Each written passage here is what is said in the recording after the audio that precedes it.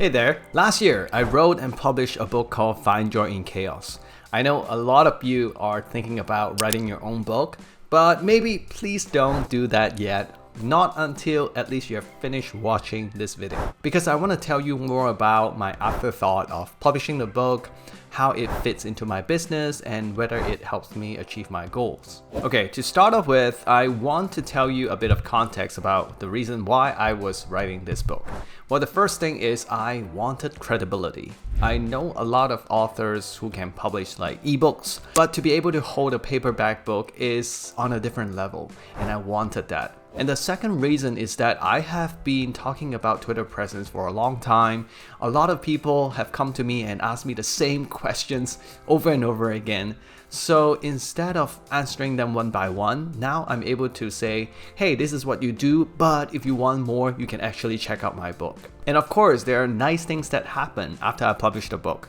Well, for one, when people are asking questions around Twitter, then a lot of my fans would say, hey, Kavan has a book about this, maybe you should read it. The other thing is that a lot of the people who read my book end up enrolling into my live course as well. So the book is a really nice starting point for someone to learn about how I can help them. And last but not least, I get all these amazing photos from the readers. They're reading at the lawn, they're reading at the park, they're reading on vacation. I just love seeing that they can hold something tangible that is related to me. And to be honest with you, I think so far I've sold maybe 500-600 copies. And my friend here, Paul, who wrote the book, The Pathless Path, he has sold more than 10,000 copies. So we're obviously on a very different level, but that's exactly because I haven't been actively promoting the book. It's more like I wrote it and then I just shoved it on the shelf and left it there. So that is exactly what prompted me to make this video, because there are so many afterthoughts, so many things I want to share about publishing a book that I think might help you. The first thing is the time investment for return. So because I was really early in my journey when I was working on the book, I think it was maybe a year in, I spent a whole 10 months to write the book with like a 5-month break in between. But you can see that's still a whole 5 months of effort. And when I was working on the book, I literally cannot work on anything else. And it took me a lot of time because I was trying to do everything by myself. I think it is a bit of like the perfectionist in me kicks in. So I spent so much time working on the table of contents. I spent so much time writing the chapters.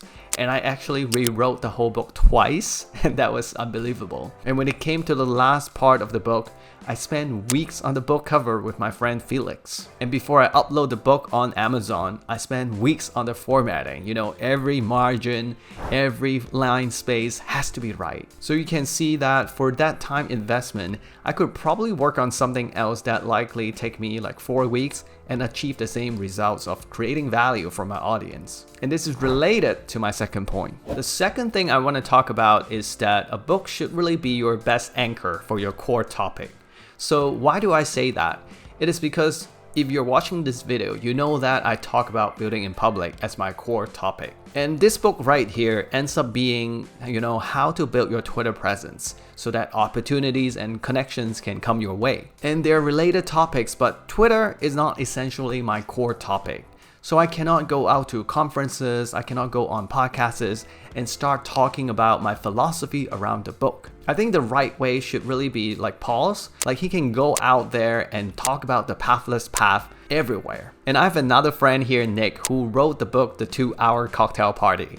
So I follow him on Instagram and he's going out to different parties, different gatherings, conferences, and just give out his book and talk to people about it, about how to host parties, how to host gatherings and make friends in real life. And I think if you have a book, you should really do it that way, and because it's the best anchor for your core topic. And I guess this is why my advice to you is that you don't want to write your book too early in your journey, because probably you're not exactly clear about what your core topic is. Then the book will kind of be a waste of effort for you. So that my third point is really to think hard about what this book is for in your business. Because if you're looking to make money, right, there's so many ways that can make more money than a book. Because an ebook is usually like $10 US, and then a paperback is usually around $20. Your book's potential to earn is actually very limited. And if you're trying to build trust with people online, then there are actually so many better ways to do it too. You can build a free email course so that people can keep coming in your world kind of on autopilot. And if you're looking to establish trust and have a communication channel with people,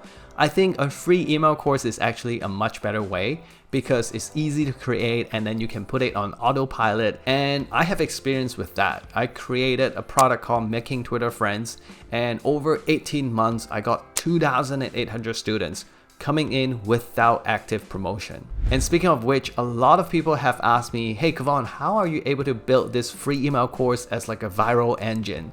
So recently I'm working on a product to share my knowledge on that. If you're interested, you can actually go to this link so that you can join me and help shape the product. And also, I think if your goal is to have a book so that you can give it out at conferences or at events, then having a paperback really helps because it's quite impressive. So all in all, what I'm saying is that depending on your purpose and intention, you should decide what the solution is. It doesn't really have to be a book. So I know what you're thinking. You're probably thinking like, Kevon, do you regret writing this book? Well, I don't really think so because first of all, it is still a really good book. People love it. But second of all, I have a much better understanding of the book writing process. The next book that I'm going to work on, I will try to not be a perfectionist after all. I think because one more lesson I learned about writing a book is that even though it's like a real life product, so you cannot reverse it, but people are very okay with mini flaws here and there because they understand,